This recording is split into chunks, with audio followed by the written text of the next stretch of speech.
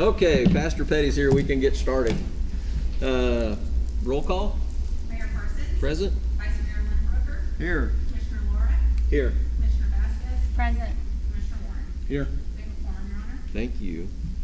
Okay, one thing we did forget to bring a flag tonight, so we'll just say the pledge and pretend there's a flag here. So if you don't stand, we'll pledge allegiance to the flag of the United States of America and to the republic for which it stands, one nation, under God, indivisible, with liberty and justice for all. Okay, Rex, you want to Said that was a give short us our 3. invitation? Maybe that was 2 minutes. Well, I want to thank you for waiting on me, Jeff. Sure. Having some patience. I don't know whose idea it was to have the meeting at the Mahuron Park, but it's a great idea. My grandfather, this park is named after him. Oh, He was the superintendent here from the 20s until the 50s. He holds the longest tenure in the history of Liberal of maintaining the superintendent here in the Liberal school system. So 30 years, his name was N.B. Mahuron, and the N.B. stood for Napoleon Bonaparte. And he hated that, so he went by N.B. Okay. And so it's very much an honor for me to be here tonight, especially to pray, being in the park. It used to be the football field here, Right. before they built Redskin Field, and so just it's made a little extra special here tonight for me to have, as a grandson of my grandfather, N.B. Mahuron, to be able to pray here. So thank you, and let's pray. Lord, thank you for this day. Lord, we know that every day that we have on this earth is a gift. And I thank you so much for our Seward County commissioners, our city commissioners, our school board, all of the people who serve on boards in our community and our county. Thank you especially for our city commissioners here tonight. Lord, I pray that you'll give them the wisdom of Solomon and just give them the courage of David and the patience of Job, and most of all, the love of Christ. Bless this meeting tonight. I pray, Lord, for each of our city commissioners, for their families. I pray for good health and strength for them. And may the peace of God bless their lives. And thank you for all the time and volunteer work that they do to help make Liberal a very, very liberal place, a very, very giving place. So I just ask your blessing upon this meeting tonight. And may we feel the presence and peace of your Holy Spirit here in this park building tonight. In Jesus' name. Amen. Thank you. Thank you, Pastor.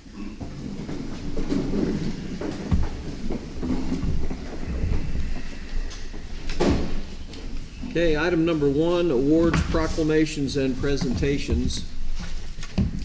We did receive a very nice proclamation from the governor at the Pancake Day breakfast, and I don't know if I'll take the time to read it. It's very nice. We'll leave it over here so everybody can have a look at it. But she presented it to us for Pancake Day, which I thought was very nice of her, gracious of her to do that. So we'll put that over there for everybody to look at. So approval of the agenda. We do have one change to the agenda. We'd like to add a number 17 in between the LEAPS update and city staff.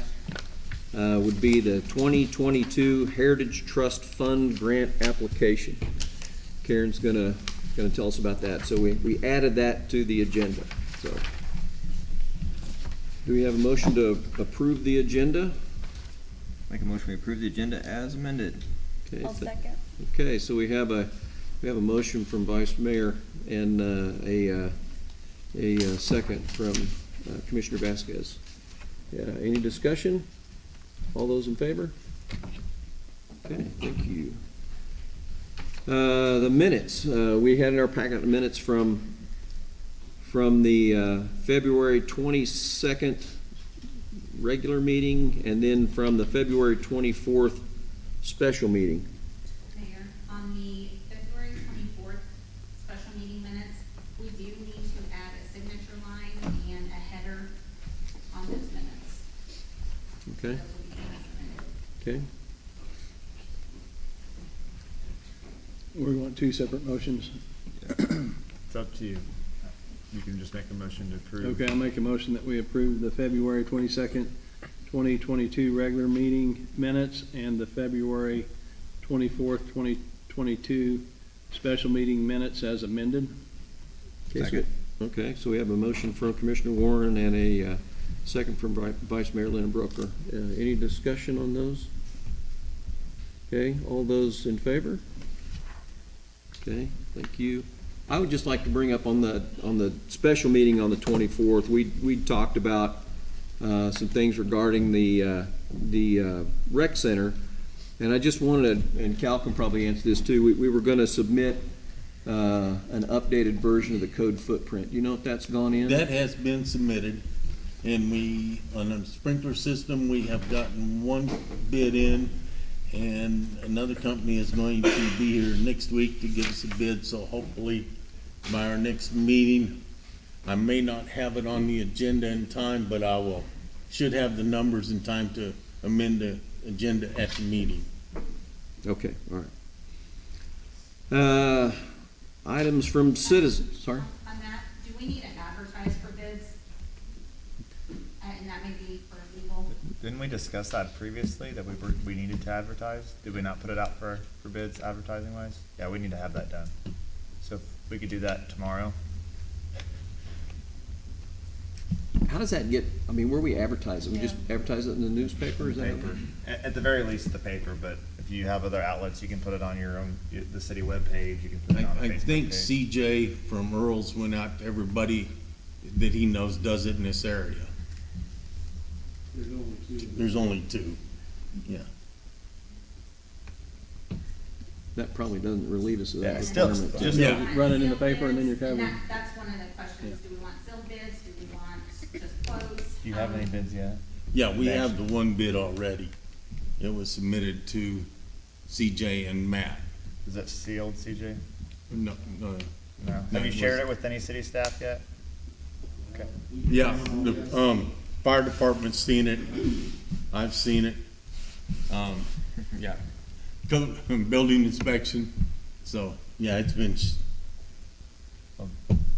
I think asking for sealed bids isn't gonna work now, so just put it out there, it's open for bids, and please submit your bids by the deadline we have.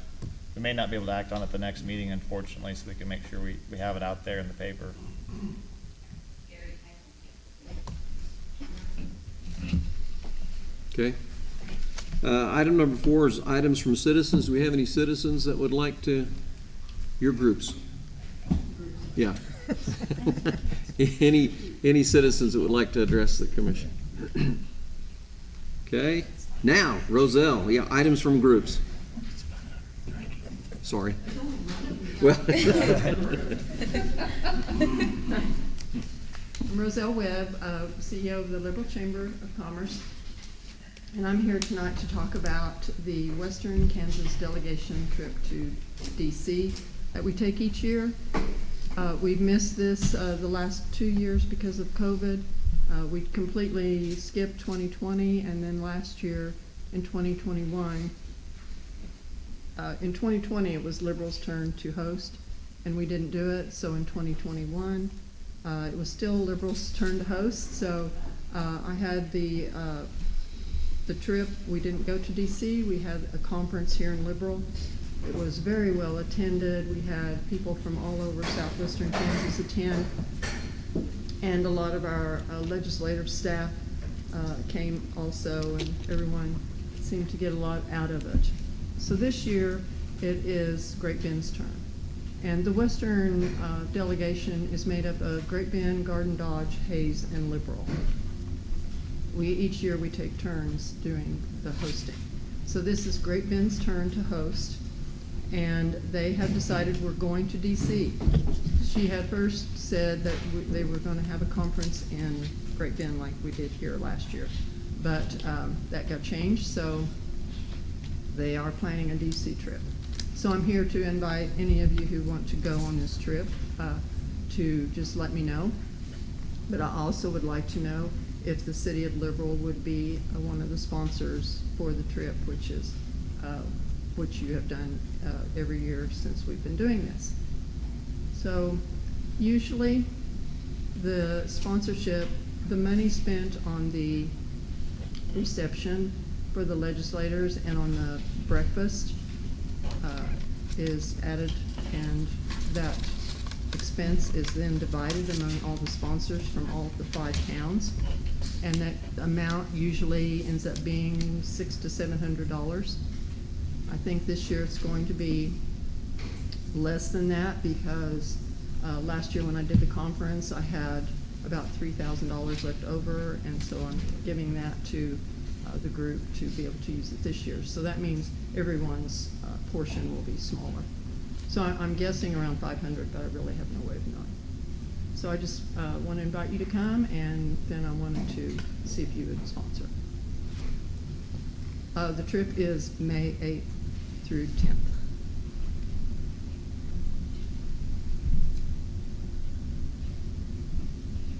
And if the city's considering being a sponsor, my suggestion would be make a motion not to exceed X dollars. $700 would probably be sufficient, what you said, right? That's fine. Okay, okay, we have somebody wanna, I make a motion, we sponsor the trip, not to exceed $750. Second. okay, so we have a motion from Commissioner Lara and a second from Vice Mayor Lindbroker to sponsor the DC trip in an amount not to exceed $750. Any discussion? All those in favor? Okay, Thank Thank you you, very Roselle. much. Hope some of you can come. Just let me know. okay. you- Okay, thank you. Okay. Okay, item number 6, the consent agenda. Looks like 2 leases, both to the city. And I'm assuming the city's portion of that, we pay that and it goes from one pocket to the next and goes into the airport fund? Yes, the city subsidizes the airport every year, and what we end up doing is, part of the subsidy comes by way of the rent that we pay for city property, and then the rest of it comes from, well, it's $200,000 total, but, part of it is considered rent in the airport fund, and the other part is a transfer in. But this is still the same $200,000. I see, okay. Okay, looks like that's the only 2 items on the, so it's, the Building and Maintenance Department, the lease is $3,077.40. And the other building is the Traffic Engineering Building, $3,147.45, both for 1-year leases. So, I'll make a motion that we approve the consent agenda as presented. okay, Second. okay, so we have a motion from Commissioner Warren and a second from Commissioner Lara to approve the consent agenda as presented. Any discussion? All those in favor? Okay. Okay, item number 7 is the gun range update. Brad? So, just so you know, those 2 buildings you just talked about are 2 of mine. Those are 2 that will go to the street department. When they get their new building, they will move into the street department building. And that will get turned back over to the airport to lease out or do whatever they want with it. The gun range, so the gun range is pretty much a go. Tim and Matt have figured out a reservation system on the Parks and Rec website through the rec department. And as soon as, I'm gonna try to get a meeting Thursday morning with Pam at Communications to work out the logistics on getting the keys to the people. So if everything works out right, knock on wood, I think we could be open this weekend if you choose to. Okay. We've got the range parts done, we've got signs installed for traffic crossing that area where national carriers. Everything's been rekeyed. Wait, I spoke out of turn. You still gotta put the cameras up, right? Cameras still gotta go up. We just got those in late last week, so we still gotta get those out there, but that's the case for.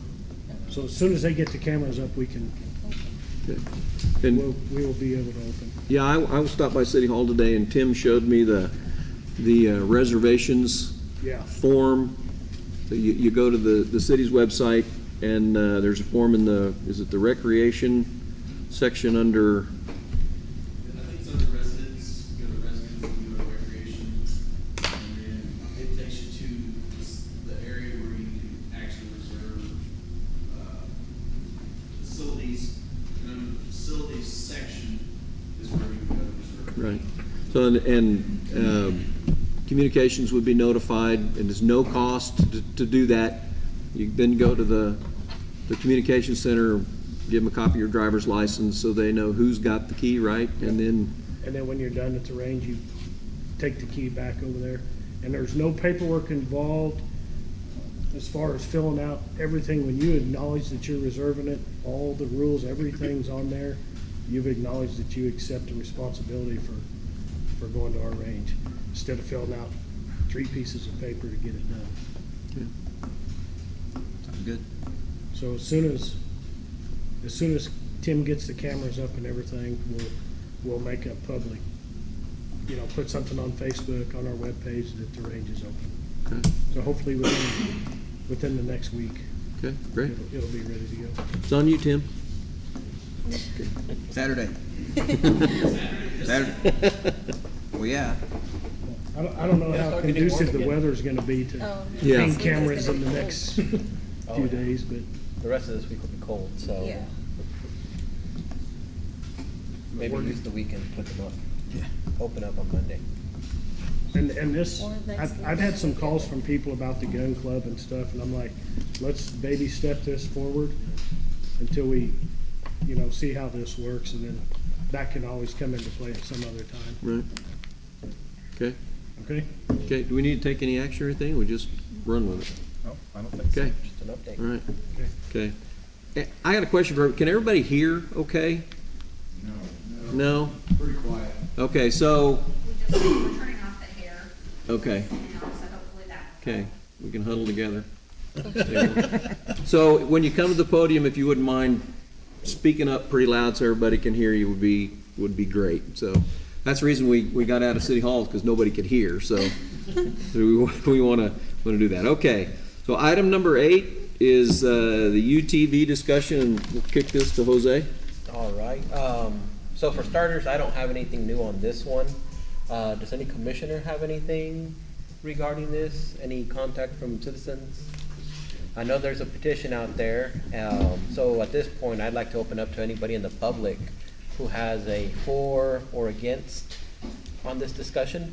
Is anybody here to discuss that? Explain The side-by-sides, so the Can-Ams or the Razors, it'll be at least a 2-person seater, if not 4. They have to have seat belts, they have to be street legal. You'll have to have a windshield, but I'm not sure if it'll be just windshield or maybe safety glasses. We'll still discuss that in later meetings. At this point, this is to make them legal on the street, on city streets, not the highways. And so they will only be able to use them on city streets in Liberal.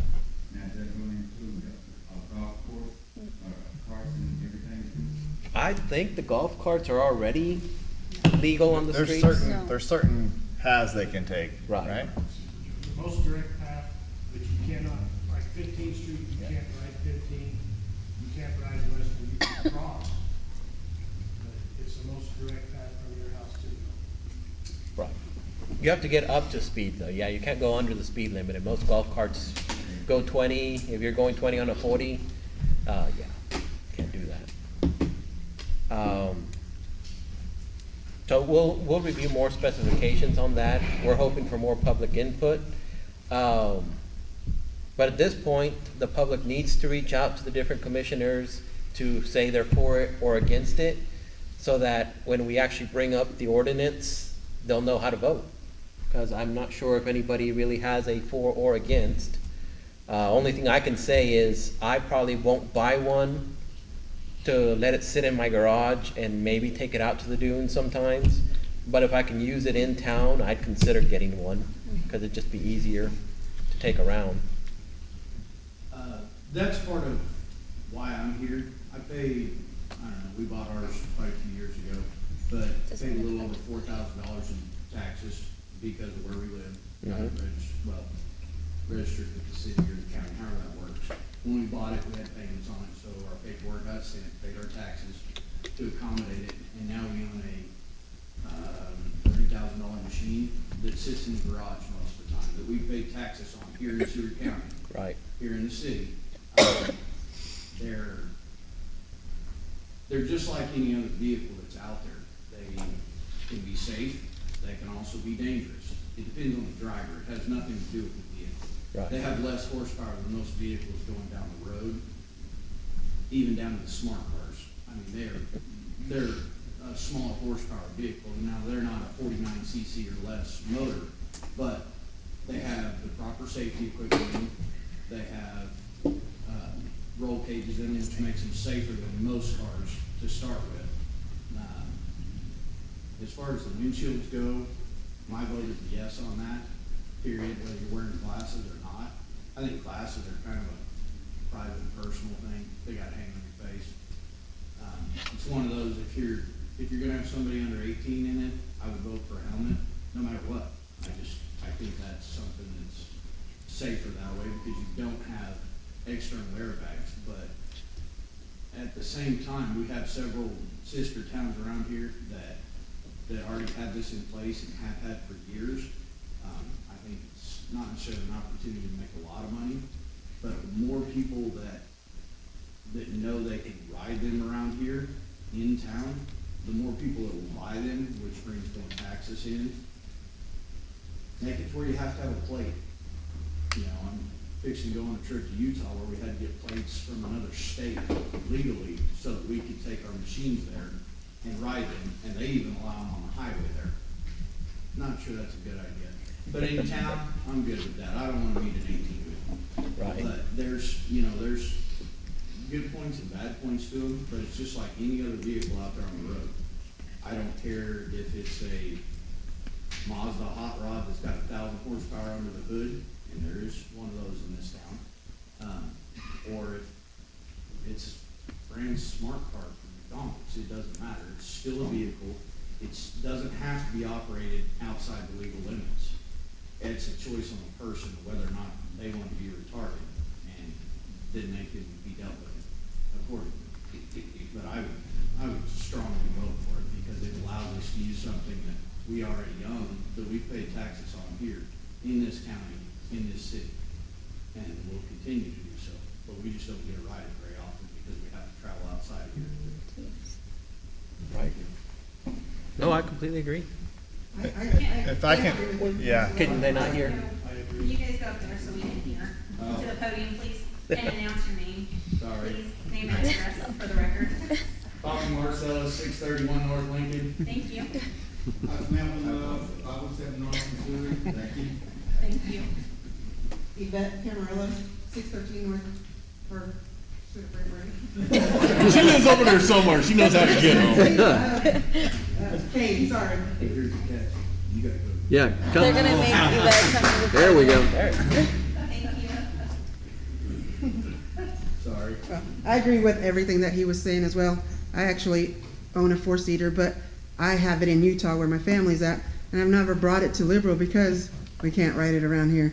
And there's really not too many places we can ride, so once or twice a year, make trips to Utah, and that's where I ride it. But I'm getting ready to bring it down here, hopefully in the next month or two, and I would say, I think I see a lot of people with them, and I think they're safe, and I think, as long as you're responsible, I don't think it's any different than the kids riding around on their mopeds or, 4-wheelers through the alley or stuff. I know some of those are illegal, but they are very safe, and, roll bars and everything, and if we can, put a windshield on it or whatever so that we can use them here, because I know I'm gonna have to pay, the property taxes here and stuff, and like, if we're gonna pay the taxes for them, why can't we use them and be street legal and, enjoy them, not just, in the summertime outside of the city limits. But my vote is for them, so that's it. Thank you. Thank you. I know the police chief's not here tonight, I don't wanna throw him under the bus, but he may be a good person for Yeah. the commissioners to reach out to, or to give his input on behalf of the department if they think it'd be good or bad, cause they'll be the ones that are gonna be writing people tickets when they're in violation. We'll have him make a public statement. And then I still haven't reached out, but I will be reaching out to some of the police chiefs, like in Garden, just to see what they see, if they see anything extra coming out of people driving them around town, or if it's just a standard vehicle as far as how many they pull over, how many accidents are involved. If they're no different than just any other car, then I don't see any problem with them. All right, is there anybody else who would like to say anything on this subject? I'll add also, we addressed this about 3 years ago.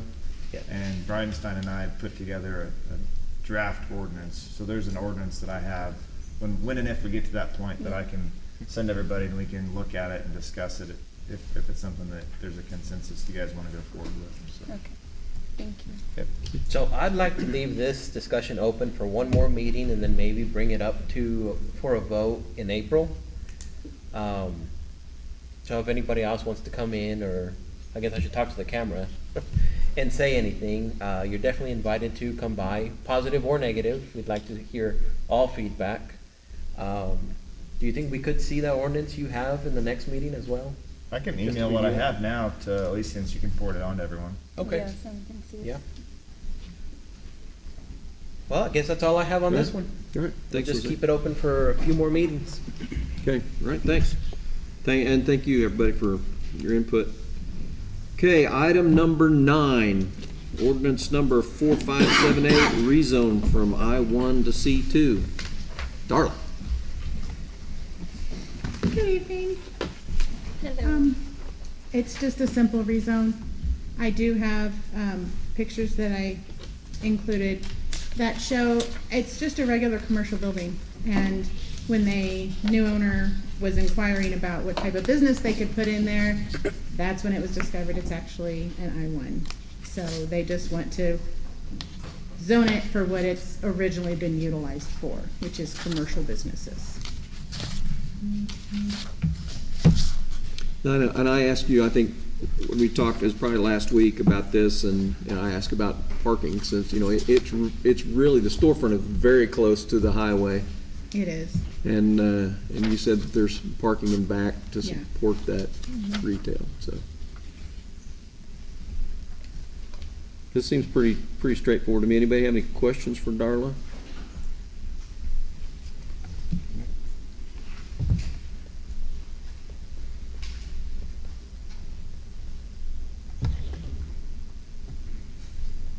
You know where this is?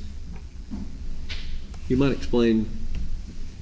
It's over at, 54 Motors, right? No. yeah, well, it's right somewhere across the next to street it. from 54. Oh, okay, okay. Across from Foss, right there at the corner of Virginia and Pancake. Right next Okay, to where yeah, the old King's Barbecue used Yeah, to be. yeah. Right, yeah. Where the empty lot is Yeah, now. where there's nothing there now, yeah.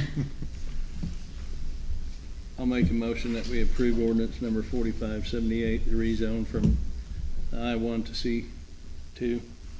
I'll second. Okay, so we have a motion from Commissioner Warren and a second from Commissioner Vasquez. Any further discussion? Okay, all those in favor? Okay. Thank you, Thank Darla. you. Appreciate it. Okay, item number 10, disadvantaged business enterprise program policy statement and public notice. I don't see Brian here. Brian is not here, he had a parent-teacher conference, and his memo is in there, and basically the FAA requires that we have the disadvantaged business enterprise program in place and we advertise. So he recommends that we approve the policy statement and allow the airport manager to advertise. And I can't answer any questions, I'm sorry. Okay. You need this. This, yeah, to me, this just seems like just kind of administrative paperwork, really, isn't it? Yes. Yeah. Does anybody have any serious questions about this? I'm assuming everybody read the memo. I mean, I certainly don't have any problems with it. Make a motion, we approve the DBE program policy statement and allow the airport manager to sign. And maybe the mayor, if necessary. Yep. And we'll add the mayor in there too. Yeah, Thank you. Second. There's Brian. You're up. There's a motion and a second. But There's he's a about motion to and a ask- second. You're I was gonna ask so for- far. Now we're in discussion. Now we have discussion. Does anybody have questions? Who are you again? You just give us a, Okay, what this is mainly is for every project we do with the FAA, we have to have a goal set by by them for disadvantaged business. So, and it's also, we have to advertise in different locations, so that way everybody has an equal opportunity to bid on this and all that. So that's about pretty much what it is. okay. Okay, so we have a motion from Vice Mayor Lindenbroker and a second from Commissioner Warren. And now we've had our discussion. Anybody have any further questions? All those in favor? Thank you, Brian. Okay, thanks, Brian. Okay, item number 11, agreement and quitclaim conveyance to Tree Street Development. I'll touch on this, then I'm gonna defer to Cal on a point. This was provided to us at the request of the owner who transferred us the property before, John Smith. That was transferred, it's in your packet back in '76 with the intent of it being an open space or a park. It's just sat there for the entirety of the time period. And he would like to have the opportunity to have it back so he can develop it. Since the city owns it with those conditions, that's all we can do with it. So we can't sell it, unless it's to keep it as an open park or to make a park, potentially we could sell it. So it's just a vacant lot that's sitting there with no benefit to the community. However, I put this on here so we could just discuss it, so everybody could kind of have an idea of what to do, not necessarily to make action tonight, because there may be a collateral issue with a line we have on it, and I'll defer to Cal to explain that issue. In the very northeast corner of the property, the Parks Department has a water meter and the backflow for the sprinkler system that runs down 15th to take care of the trees. We've got to really look, and I don't think we can move it far enough to get it into the street easement, but it would be out of the buildable area of that lot. So if John would be okay for us just to leave it there and do a utility easement for, what is it, maybe 10 by 10? I think it's already in the easement. I'm not certain. Well, I think when Thad staked it, it's iffy. You know, it's real borderline. I mean, it would be out of any buildable area for that lot. Definitely. I So- mean, that's my understanding too. So, yeah, if we'll do some more research on that. It would not impact anything, and I think it's in an easement there anyway, so it wouldn't be. Correct. Yeah, we need, and it may be one of those deals that may have been stuck in a file cabinet but never recorded with the county. Not that that ever happened, John. Well, if I can get a description of that piece of property we're talking about, I can put a easement together. And Even though we own it now. did you because get he the would do survey that- from Thad? I did not. Okay. Is it for this little part we're talking about? Yes. Okay. Even though the city's the owner, since Mr. Smith's gonna be the person that could throw a fit about it, I'd have him sign off on the allowing us to have an easement to that property. And, you know, we can go from there and give him the actual property back. We would just have an easement to it for our purposes that were discussed. And Mr. Smith, are you okay with that? You may not be able to hear me. Are you okay with doing some kind of an agreement like that where you get the property back? Are you okay with doing an agreement like that where you get the property back and then give the city just an easement to that 10-foot area they're talking about? If it's not covered, we can. Yeah. Okay. I think there are existing easements on the east side and on the north side. Yeah. And I think with all the overlap, there is nothing. Yeah. Gary, But whatever verified, it could be more. Okay. Yeah. Gary, could you double check that for us? I know Thad shot it or put the pins, but he didn't put the pin on that northeast corner because it's right in the tree line. And we didn't feel like cutting down trees that day. There's a bunch of stuff in the trees. Yes, Is the water meter to the east end or the west end? it would be at the very northeast corner, The northeast corner? Mhm. Okay, I just noticed. right up there by 15th. You can see Yeah. the backflow sticking Well, it up. looks like there's a separate easement going north and south. That's what I'm talking about. And that's what East you're side saying, well, you wall. think it's in an easement, there's a utility easement on those two lots. Not only the street right away on 15th Street, there's an easement on the east side of that corner lot. Between that and the next lot, there's a utility easement also, so it may already be in an easement. Yeah, we just need to make sure. Yeah. And there is a sewer line in that because it goes south to the Yeah, church. that's why there's probably a sewer line and a water line both in that, and that's probably where they tapped it. So, but anyway. So can we be sure to have something that we can address by the next meeting then?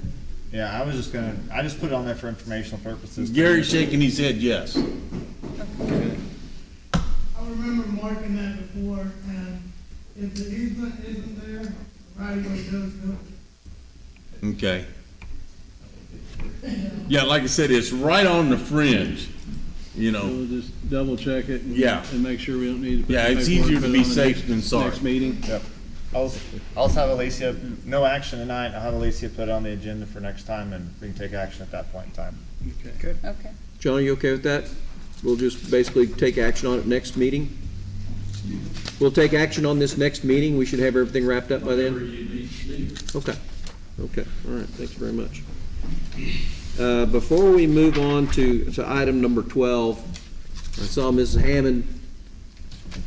She is, I told her, I saw her last week, and she wanted to come and give a thank you to the Transportation Department, but she wasn't gonna be able to make it here for items from citizens or items from groups, so I told her if she came, we'd get her right up. So if you wanna come up? Glad you found your way here, Christine. Sir? Glad you found your way here. Oh, good. Thank you very much for pointing me in the right direction. Commissioners, first I want to say, and City Manager, I thank you all very much. We celebrated Black History Month, as you all know, last month, and we had an issue with some of our senior citizens not being able to come to our events, especially our banquet, which is our scholarship banquet. So I went to the Public Transportation Department and asked if you all would allow one of your drivers to drive our city bus. And they considered it, and I'm sure they talked to someone, I hope. And so one of the transportation bus drivers came, picked up 8 people and brought them to our banquet. And these were seniors that do not drive at night. So we made a certificate of appreciation, and it says, this certificate is awarded to the City of Liberal Public Transportation Department in recognition of valuable contributions to our Black History Month for 2022. And I really wanted to say thank you all very much for supporting us, and thank you very much for allowing them to do that for us. Thank you. Chris, thank you. That's so nice. Thank you. I'll make sure that they get this. Thank you. Okay. I appreciate it. Thank you. Okay. Back to the agenda. Item number 12, street closure request. Keith. Mr. Mayor, Commissioners, I'm here on behalf of the Traffic Safety Advisory Committee. In past meetings, we have been visiting safety issues regarding school-age pedestrians due to recent events. We have looked at traffic and pedestrian traffic around multiple schools in town. A few of the schools, we have plans that are longer. They're taking a little more to put together. What I'm here for, around MacArthur up on South Holly, due to the close-knit nature of the neighborhoods up there, all of the plans of action we've looked at, there's no way to add extra driveways, there's no way to put more entrances in. So as a safety committee, we came up with a plan to allow the school district to put temporary barricades to close South Holly Street to through traffic during like an hour in the morning and an hour in the evening when kids are walking to school and when kids are leaving school, have a temporary barrier there to prevent through traffic on South Holly. And I have Chad Meese, Director of Operations, here, who is also a member of the Traffic Safety Board, to answer any questions. Because we thought, you know, you guys are gonna be the ones that get the complaints when we do stuff like this. We should probably have the commission on board. So I'm, well, just looking at the map you gave us, it looks like you'll put a barricade, would be just west of the east exit, right? Yeah, it'll And be. then, so you basically, you'll leave the two exits open, Yes. right? And then close it to through traffic. So that it will just be, for right now, they're talking about just like 2x6 reflective barricades like the city uses to close streets. The school district would put them in place and remove them every day. But it would be across one spot across the street, which would allow all of the residents that live on the south side across the street, every one of them would have access to leave their driveway. Now, they might have to go, if they live on the east side of the barricade, they're gonna have to go east. If they live on the west side, they're gonna have to go west, and then they'd have to go around the block. But it would force the parents, they wouldn't be able to just park along the street and wait on their kids. It would force them to go through the loops like they're supposed to, because I believe kindergarten and first grade is supposed to go through the loop on the west side of the school, and then the upperclassmen at that school, their parents are supposed to go through the loop on the east side, and it would force the parents to pick up the kids, and that barricade would allow the children to cross the street with not having to worry about cars driving through there. Yeah, I mean, I got plenty of experience picking up kids at that school. My granddaughters both go there, and I pick them up usually, you know, probably every other week, a couple of times. And it is a mess there. So and that'd be a lot safer. what we're proposing is to put this into effect temporarily. We would like to start it the 21st of this month, the first day back from spring break, and allow it to run for 3 weeks. The first week is just an adjustment period, and then 2 weeks of evaluation as to, is this actually making it safer for the children, or is it just, you know, it's not affecting their safety and it's just making a headache for everybody? And then we would have a special traffic safety meeting to evaluate whether this is doing its job or not, as to whether continuing it on with it, or to dismantle the whole idea and go look at the boards again. And frankly, what we're talking about doing is giving the school the ability to put out these barricades on city-owned the streets, is what we're talking about.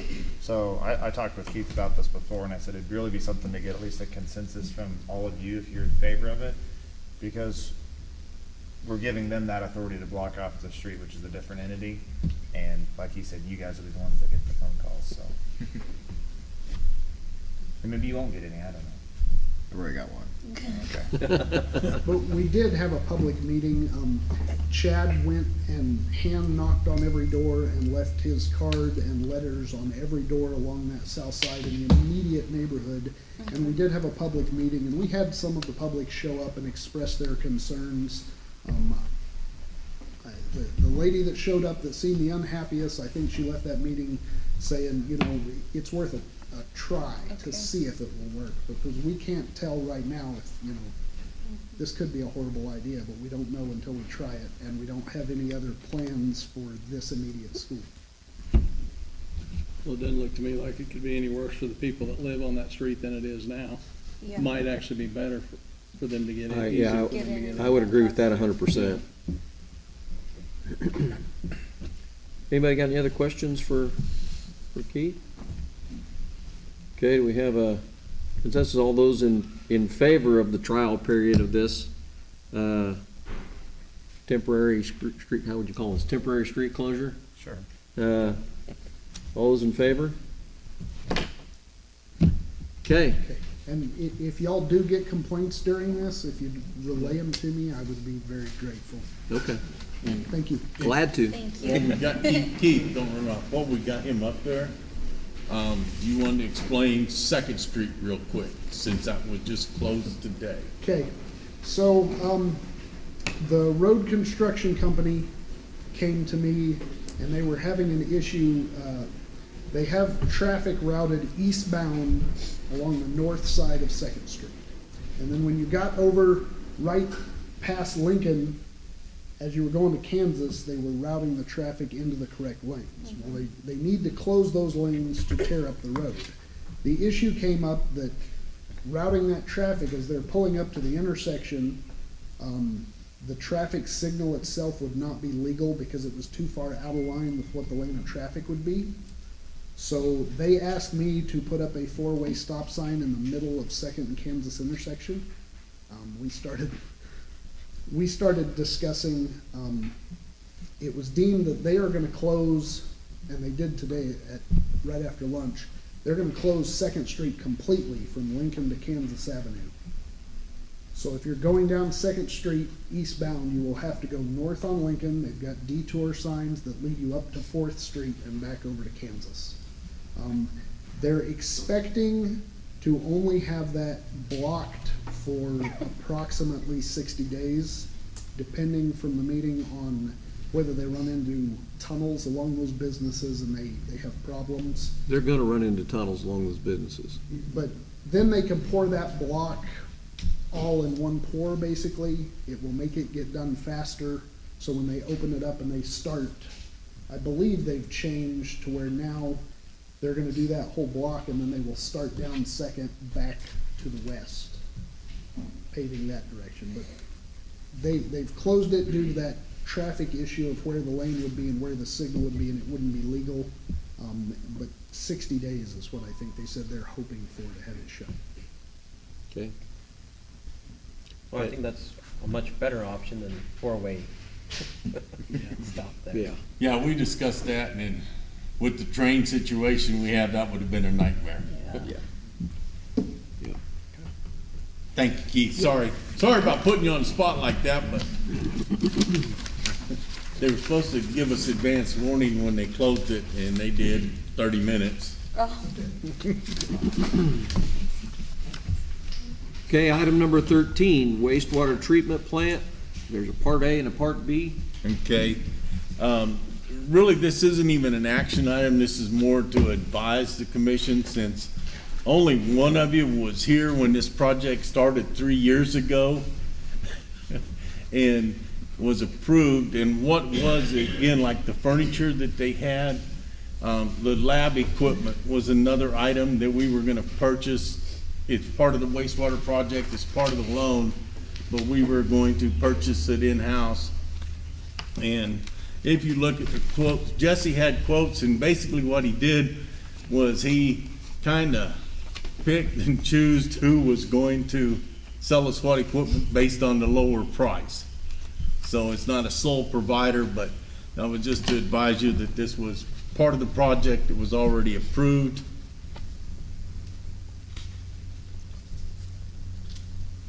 And so that's just so you didn't get surprised when you saw it on the vouchers or you saw that expenditure.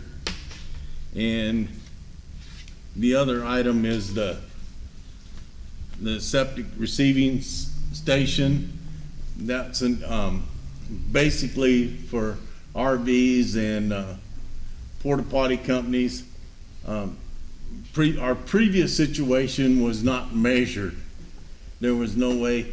It was like if Lynn pulled in and said, yeah, I dumped 100 gallons out of my RV. Okay, fine, you pay us for 100 gallons. We had no way of knowing. So by that same token, we can't really tell you what the return on investment's going to be, because we have no way of knowing what actual gallons we've received and I believe we're working on the rate for that, Gary. Yeah. So that will be the other item that, again, that's part of the wastewater treatment plant that was, God, that's been actually 4 years in the work now. Construction's been going on for 3 years. It's supposed to finish up this year. By May, it's supposed to be operational if the force main gets in. Did I cover that correctly, Gary? Yes. Okay. So I'm assuming that whatever rate we decide to choose will hopefully over a period of time will cover the cost of this. Correct. Of this equipment, right? Yeah, because basically, typically, you look at wastewater plants lasting 20 to 30 years, and typical, most municipalities try and push for 40 to 50. We wear them out. Right, okay, well, hopefully it won't take that long. No, but once, yeah, but like I said, we don't have an honest answer. Right. Okay. I mean, probably a year from now, we'll have numbers, and they can give you the numbers and say, this is what it looks like it's gonna take. Okay. All right. Questions, anybody? Good, I just have one for Chris or Cal. The cost of all this, is it roughly what it was quoted for? Is it a little over? Is this all coming out of the loan, of course, but is it what we had planned? It's in the ballpark, because actually, we kind of went off an engineer's estimate for most all of this stuff, and again, that estimate was 4 years ago. Well, some of those numbers were older than that, but, so it's in the ballpark. We won't be pulling money out of any other thing for it? No, if anything, and that was part of the agreement, is we knew going into a project like this, we may have to expand the loan. That's not a problem.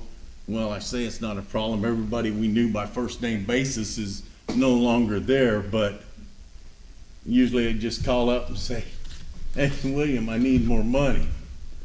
And, yeah. Okay. So it shouldn't be a major problem that I see, Gary. And Gary's kind of on top of that on a routine basis, so.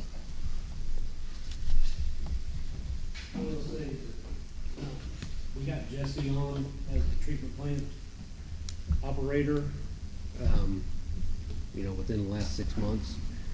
Well, maybe, about 6 months. And so when he came, all these plans were already pre-approved and everything, but he came up, and as he started reviewing these plans, he had a few good suggestions also, because he's been around some of the new technology in the bigger plants as to what ours is. And so some of these ideas are what he has brought up and what he's seen on other sites that have worked well. So that most of these things are nothing that we've had to undo, they were just added on. So there's not any demo cost, not any repiping or anything like that. So it's just some additions that he has seen that he requested to see if we can make it work. And so we've seen if we can make most of these work for him. So just so you know that, that Jesse's had some good ideas. Thank you. With regard to the loan itself, we will have to make payments on that. We are currently studying rates to reaffirm that we're on track to,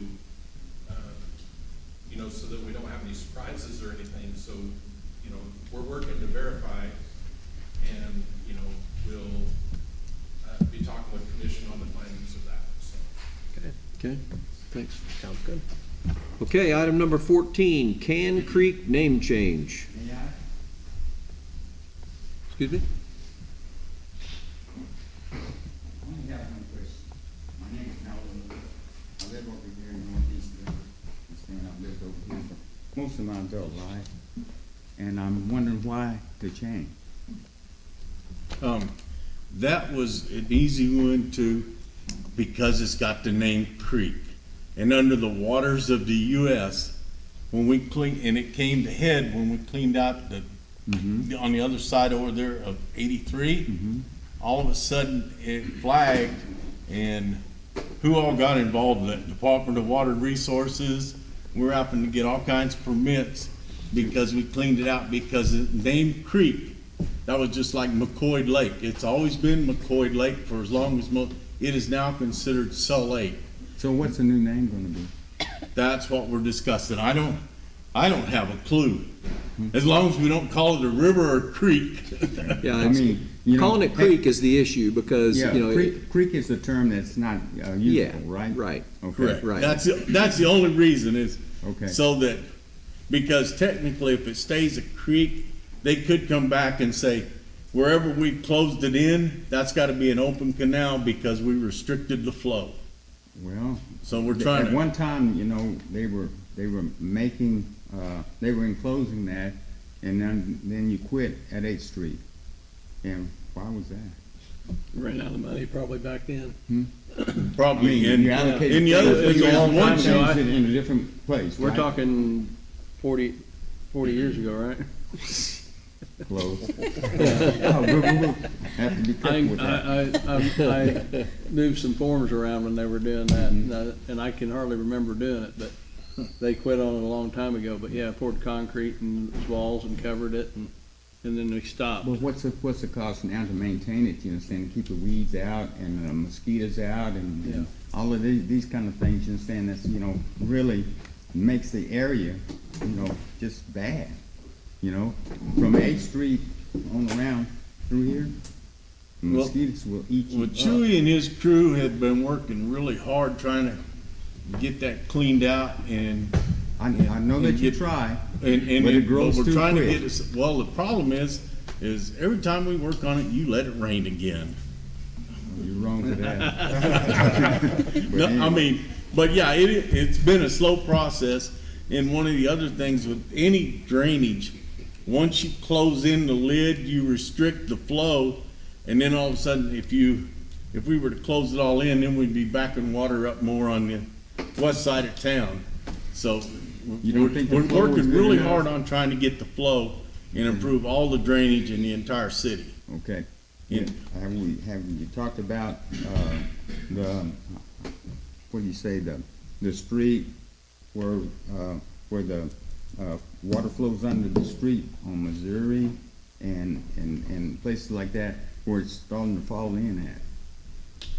That needs to be addressed too. You Yeah, know, and- because I'm telling you, you can go down through there, if you go the wrong speed, you're gonna fall in on it dang near, you know. But it needs to be addressed now, you know, because look at Missouri Street, you understand? Go across 8th Street, it looks terrible. You got a brand new school down there, you know? I'd like to see something happen, you understand, for that street, you know, to make it look as good as the other streets that I see for the other schools.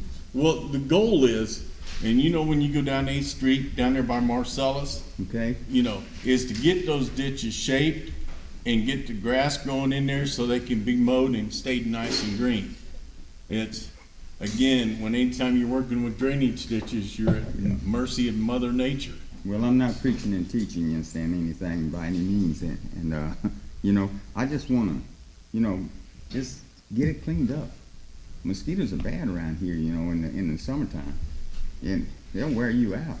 You can't even go outside, you know, so that's all I'm talking about, you know. I just wanted to know why the change. Yeah, you know, on the name. that was why. That was dirty. why. That's a dirty word, huh? Yeah, it is now. It is now, yeah. Thank you for your time. Thank you. Thank you. Okay, do we have any suggestions for names? Anybody come up with anything? Yeah, this canned drainage relief. Yeah. Can you call it? I was gonna say Can you call canal, it but I canal? can't say Canal? canal either, right? Yeah. Can ditch or? Can we call it a canal, or do we have to do like Wichita? Can we call it the little ditch? I don't know, because I know Wichita had that issue, and they call theirs the big ditch. I think canal is omitted. I think it's. No good. Not a good word. It's canned drainage ditch then. Yeah. Leave the can in there. Yeah, you gotta leave the So can in there. leave the so people can. know. Yeah, I mean, Yeah. yeah, Canned I drainage just ditch. brought it up so we could hopefully come up with some suggestions, and obviously, nobody's gotten any suggestions called into them. Yeah. I don't know, maybe we have Tim put it out on a poll. You'll get all kinds of things. Just call it canned ditch, but Yeah, I'm fine with that. I mean, cause you know it's gonna be called Can Creek for the rest of everybody. Oh, yeah, everybody local. Just like McCoy Lake, Just don't still want it on McCoy paper Lake. that way. That's something we just want to decide tonight, or do we want to open it up for some suggestions? Well, we can, because everybody's gonna call it Can Creek anyway. Right. So we just for our purposes, we need to give it another name and. Right. Yeah. can If call we it- just call it Can Ditch, is that gonna make, okay. I'll make a motion that we start calling Can Creek, Can Ditch, for legal purposes. I'll second. Okay, so we have a motion by Commissioner Warren and a second by Commissioner Lara to rename Can Creek to Can Ditch. Done. Okay. Any other discussion? No. Oh, yeah, Any other please, discussion? please no. Okay, all those in favor? Okay, And Gary, all the AutoCAD stuff, we can just go in and change it, right? On the AutoCAD stuff, we could just go in and take out Creek, and we can do an edit on all our maps, so. Yeah, I mean, you have the same amount of letters now, and only had There you to go. change one word, so. Yeah. okay. Moving on, number 15, amended easement and maintenance agreement. I told Chris I'd address this one. So this is, previously we did one with Idea Tech and the Liberal Country Club. Liberal Country Club board met and they wanted some different provisions included in there, so they, Lane Freimeyer, he's on the board, he's also an attorney in town with the Oxel firm. He made some changes to the easement that's in front of you now. The thing I want to point out to the commission is we've got, the original easement was filed, I think it's even referenced in there, I don't think it says the date that it was filed, but it was filed back, it's in the packet that Chris provided to you earlier. 68. Yeah, there you go, 68, thank you. Then subsequent to that, we had an easement and maintenance agreement in 2016, which in there, it's not in your packet, but it was in 2016, maybe that one is in the packet, I'm sorry, which basically said that we were gonna pay a third of whatever revenues we get from the people using the water tower. We'd give a third of that back to Liberal Country Club. And so then there's agreement with Liberal Country Club, with that entity in the city. And then fast forward to 2020,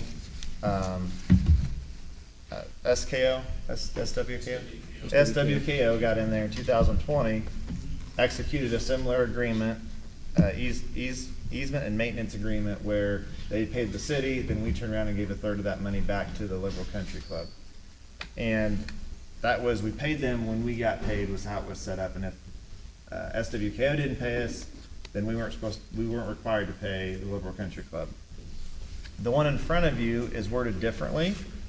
And if you look at section 4, and this is at the request of the Liberal Country Club, that the city pays an annual fee of $4,800 to the Liberal Country Club plus an amount equal to the 3% annual increase that we have in agreement with the new provider. Idea Tech. Idea Tech, thank you.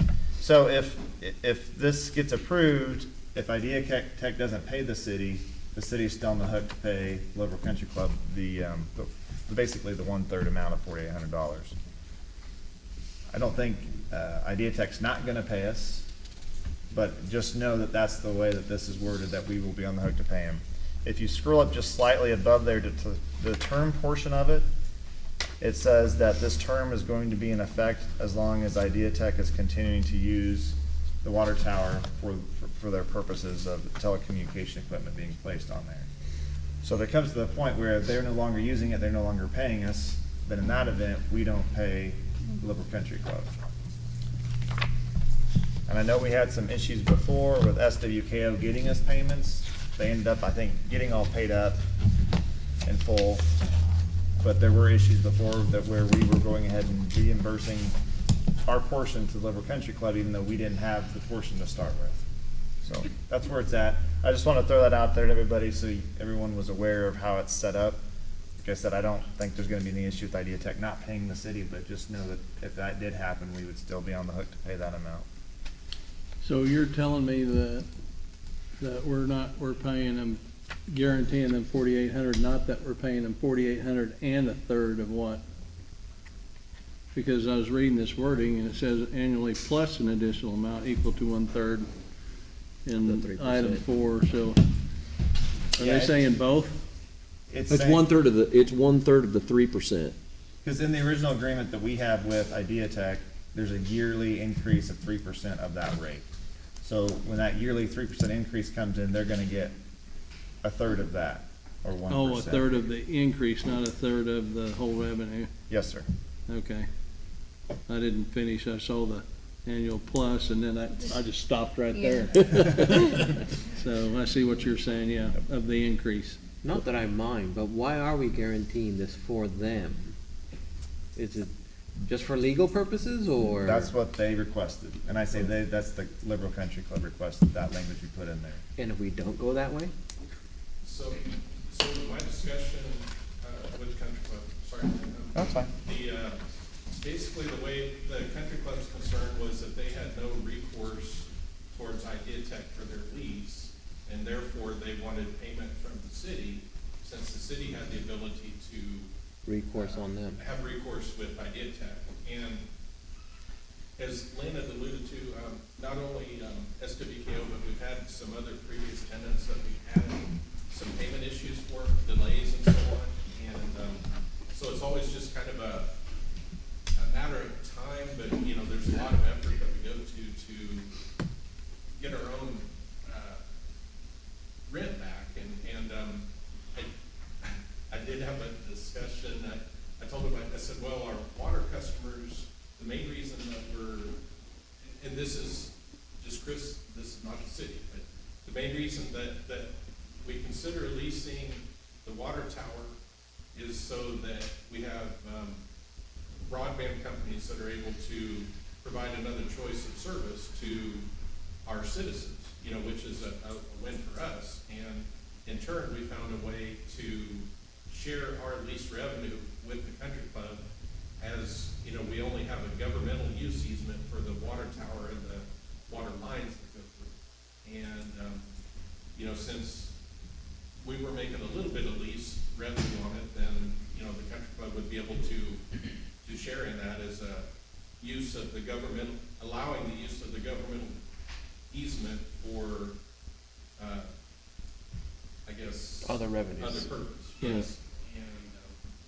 And, so, but like I said, we have had some past experience issues with lease revenues, and, you know, that would be, I guess, my only personal concern is that, you know, whether or not, you know, we would be willing to basically guarantee somebody else's payment, you know, ahead of actually receiving the payment. It's more of a personal thing to me.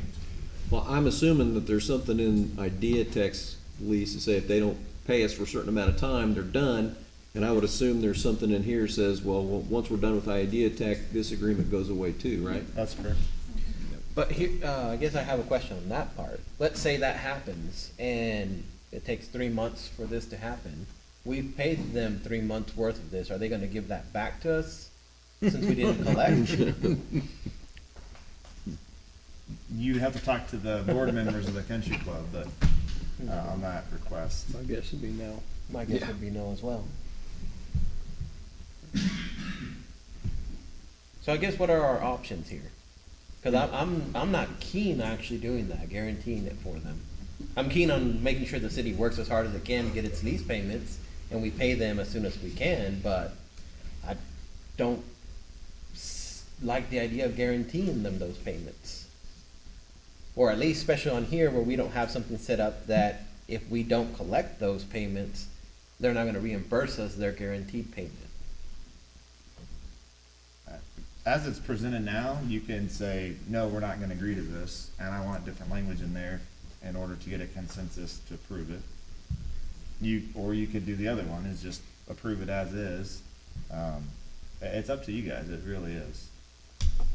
What we proposed to them was just the same language as before. Right. Which was, you guys get a third when we get our payment. And I think that's, I mean, I'm kind of with you, Jose. You know, I mean, I think that's fair. Yeah, I mean, it's, we get paid, they get paid. We'll do our due diligence and try real hard if there's any past due to make that up, get that collected, and once we collect it, they get their third. But yeah, I kinda have a problem with that too. Or if not, I mean, we'd have at least a little bit more language on what would happen in case of default. Have you heard from Idea Tech recently, Chris? They've been calling about every other day.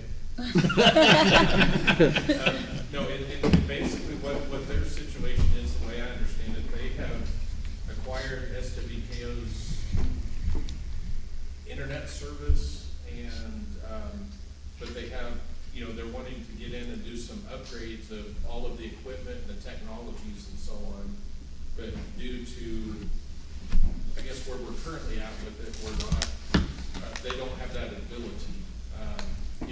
We do have an approved lease agreement with Idea Tech, and we do have a city-approved consent agreement with the country club, but when we presented that to them, that's when they proposed this alternate document. So the more we hold off, the longer it takes for Idea Tech to get their stuff updated as well. From the sounds of it. Yeah, that's correct. They're not gonna put it up there because they don't Yeah, I have the get that, permission to yeah. do that. Yeah. Well, we haven't allowed them to go up there. They went, well, we'll figure it out with no. Until we have this figured out, you're not up there. Yeah, and I don't wanna hold them up either, I mean, but, and, I understand it's a fairly low-risk thing. I'm assuming that at some point, things go bad with Idea Tech, we kick them off the tower or cut off their electricity or whatever we do. And then I would assume that, we try to go back and collect what we can, but again, at some point in time, as this ends, at some point, we're gonna be left holding partial bag on this thing. Right. The reality is the most you're exposing yourself is $4,800 plus the 3% increase for whatever year that happens. Right. If it was to ever happen. Because if they're not making their payment, we're gonna terminate our agreement with them. Right. When that happens, then there's no payments that are owed per the agreement that's in front of you today. And one small thing I would point out, because of the proration we did in Idea Tech's lease of $13,800 for the first year, that amount would actually be $4,600 instead of $4,800. It's a minor difference. Right.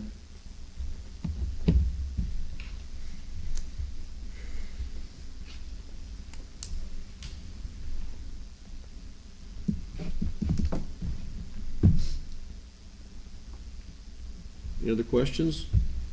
I don't know. I'm not crazy about it, but it seems like the risk is pretty small. I mean, and I'm assuming, and I know Chris will be on top of it, so. So when is their lease due to us? Before the year or at the end of the year is what you're saying? Actually, the lease that we have with them, they pay on a monthly basis. A monthly basis, so, okay. Then we pay the country club on a monthly basis too, right? Correct. Yeah, so honestly, we're gonna be out $400 if they don't pay us.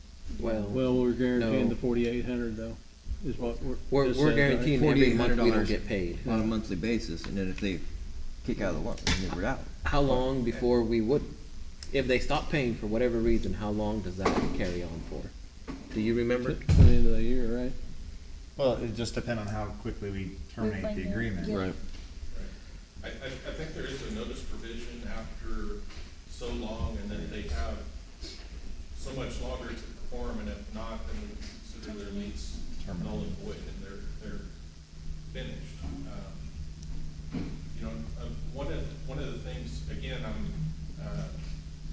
this is just Chris talking, but one of the suggestions I had, because the country club is asking Idea Tech to be a part of this agreement, I had suggested with Lynn is perhaps they might be interested if Idea Tech was to pay the country club directly for their portion, be responsible for that, and then the city would only, we'd have to adjust our lease, I guess, to 2/3 of the amount or whatever. Just as an alternate option, if that's even workable or not. Yeah, but we would certainly have to probably readdress their lease to do an amendment for and so on. The issue is it's the city's water tower. So the country club's gonna say, we don't have the authority to enter into a lease agreement to put something on your property. And that's a really valid point, they really would. Well, and I guess I meant more for the use of the easement. Yeah. You know, we would still have our lease for the tower itself. Right. But even that easement use, that's the city's easement. The city's, right. It's not the country club easement, so. It's splitting hairs, but that's where the contention would be. So when does Idea Tech start paying us? Did they start at the first of the year? I believe that according to the lease agreement, we may already have a lease in place. And if we, but then this kind of throws a wrinkle in with the, Well, I just noticed this, if we sign this agreement, we're going back to January 1st and paying from January. I didn't know if we were getting money from January, but. yeah, I believe that we may have already invoiced them according to what the lease showed. Okay.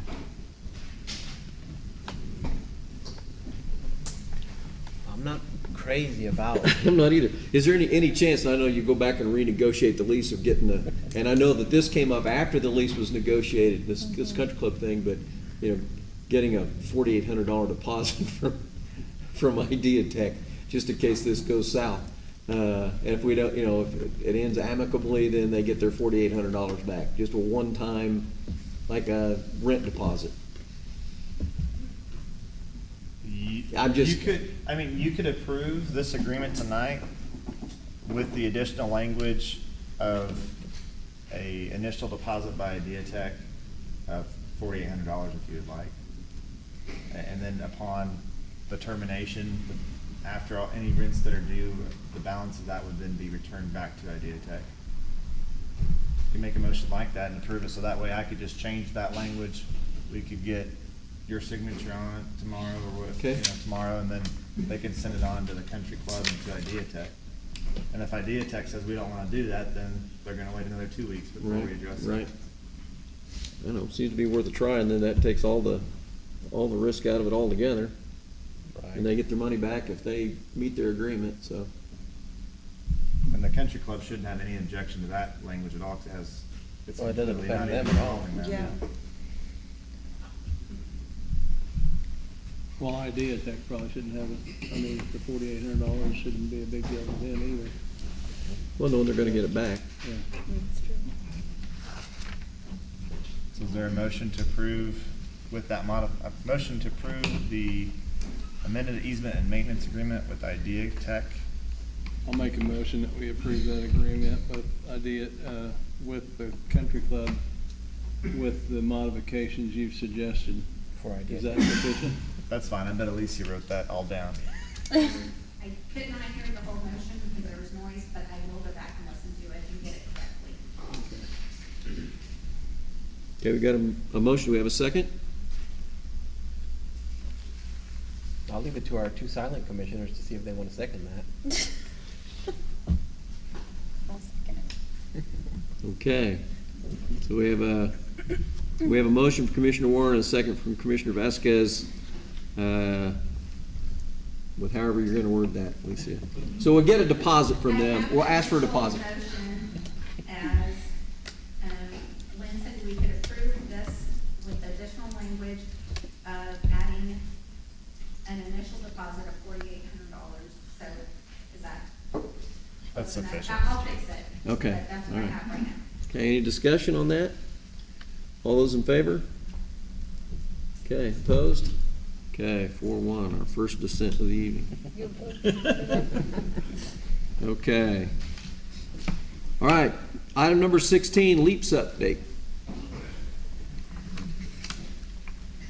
don't know if I can top that discussion,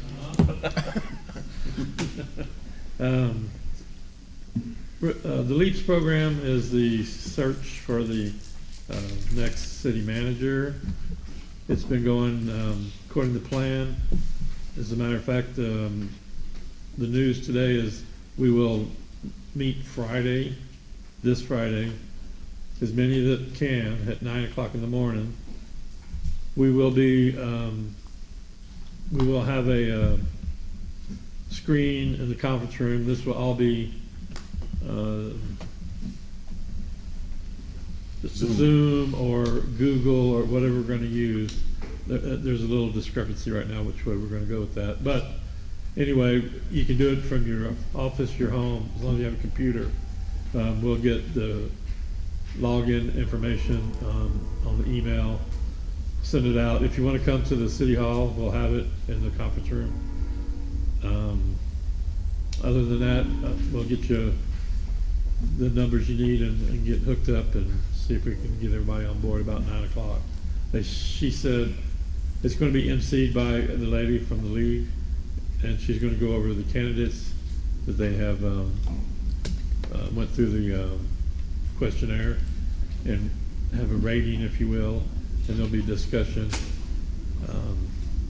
Like I said, she's emceeing it. We'll get her to do her thing. She'll probably get off at some point, and then we can decide if we want to continue to talk then or reconvene, depending on how long she goes. She says an hour and a half to 2, probably. Yeah, I would assume we'll have a meeting, right?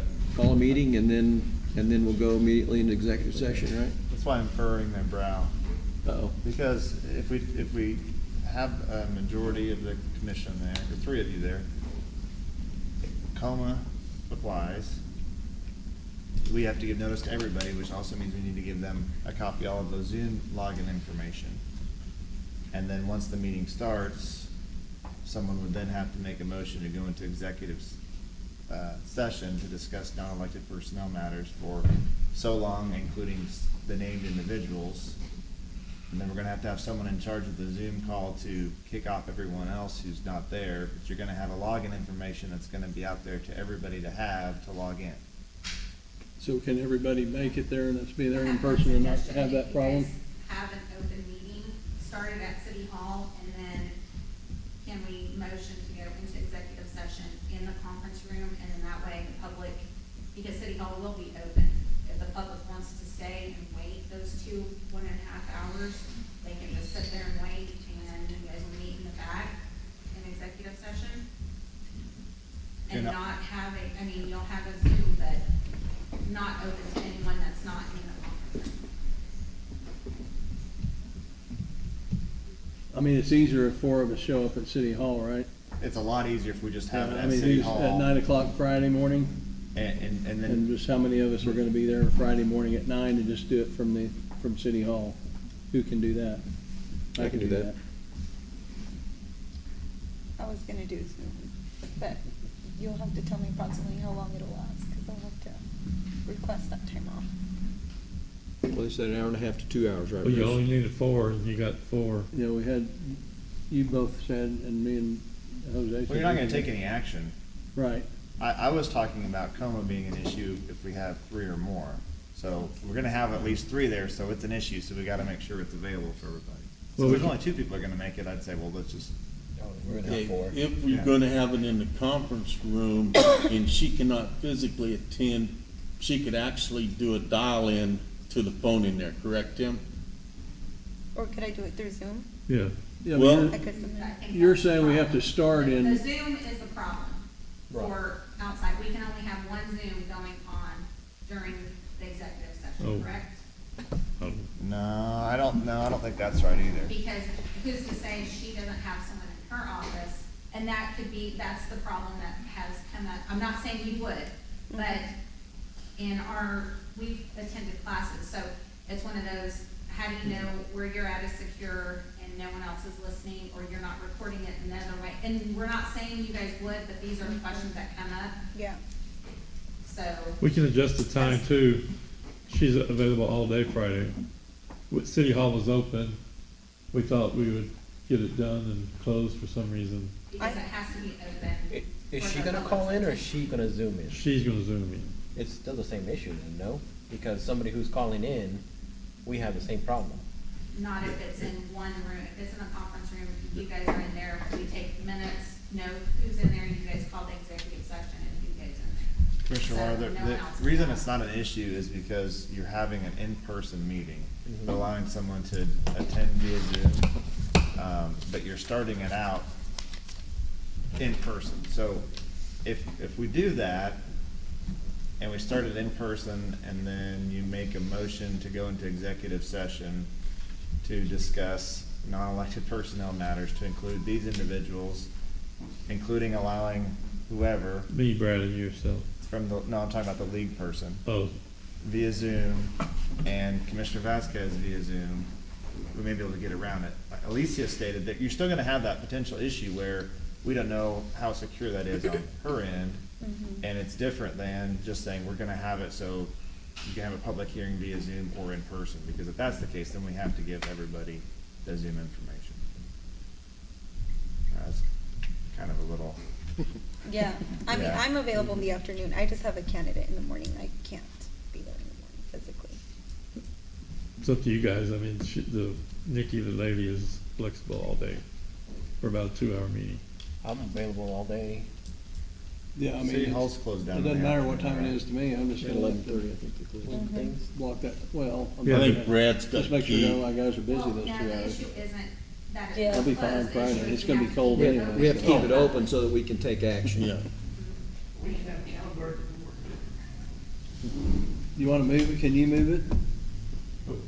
We could still do it in the afternoon, just a different Yeah, I location mean, than Chris, City I was Hall. looking at Chris, cause Chris works. Yeah, I was trying to I'm look good. at the people that actually work. I'm It's all right. kidding, Jeff. I'm not very offended. Okay. Yeah, I'm good. I should say it doesn't have adjustable time, cause I have Yeah, adjustable well, time yeah. like you are, so I Yeah, don't yeah. work either. We have a place with seating and a Yeah. screen for So- everybody. So what time are you saying now it works for you? 3. 3? Is 3 work for you? I'm fine with Chris? that. I'm good with 3. So we just need to have City Hall open at that point in time, open to the public, right? Until you're done. Until we're done. So 3, if it's a 2-hour, 3 to 5, someone's gotta be there having it open. Would you have to be out there waiting anyway? I would, but we're gonna have people in and out, the bus is still there, so that was the big thing, is just it's more convenient for City Hall to be open to the public during open hours. So I don't know if you guys want to meet somewhere else. I know capability may be an issue if we move to a different place. I can stand guard, basically, and we'll just have the one door open. And, I mean, that's really, so we'll have to have bus drivers make sure they stay kind of Right. not in and out. And Right. Well, the bus drivers can go through that secured door on the north side, right? And then we'll secure the back door. So there's a couple of issues, but we can work around it. I'm not sure, you may have topped the lease. Maybe I did get the, better than the one before.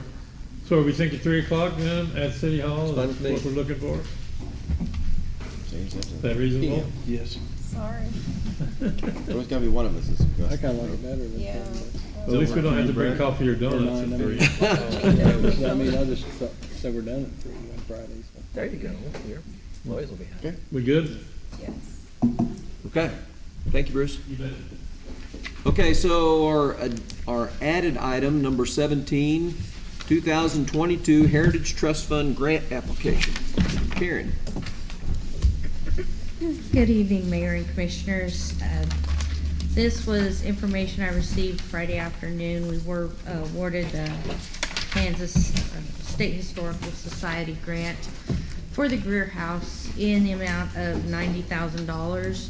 The application, the project was a total of around $160,000, I believe. And that was discussed and approved by the former commission.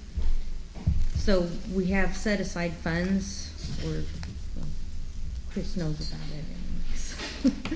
Chris said I spent them. Now, the city match for these funds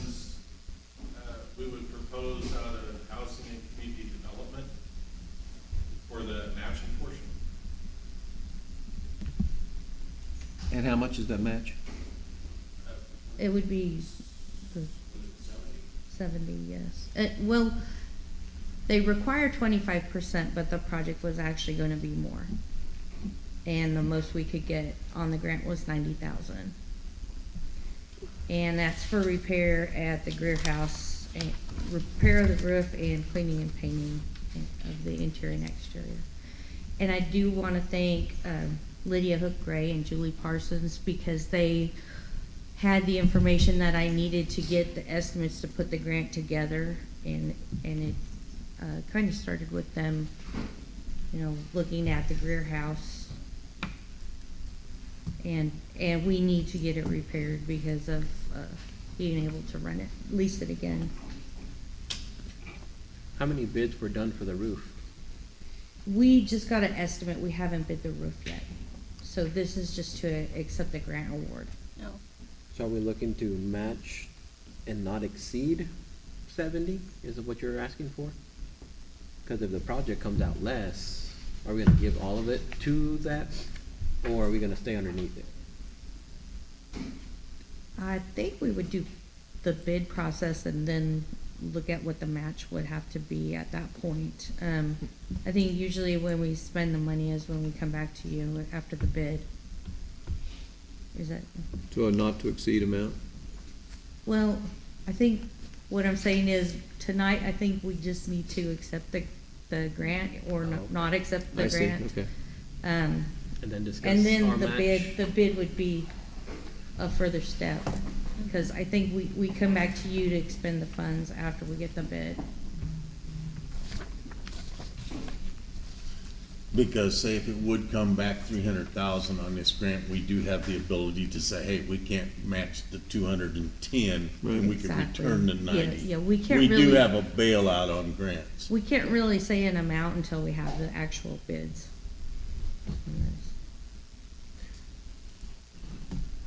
I That's guess how that's much the another- material cost gone up in the last year, Jeff and Ronnie. Yeah, well, up and then down, then back up again.